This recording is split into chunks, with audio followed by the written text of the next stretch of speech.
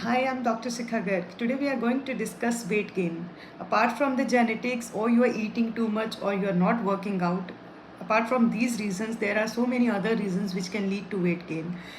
First, most common is the hormonal disorder, in which there could be a thyroid deficiency called hypothyroidism, or Cushing disease, or polycystic ovarian syndrome.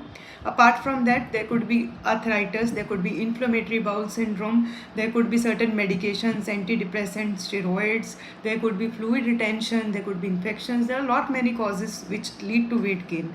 So if you are a patient having a stubborn weight which is not shedding even when you are not eating adequate, please get tested for your hormones and go see your doctor.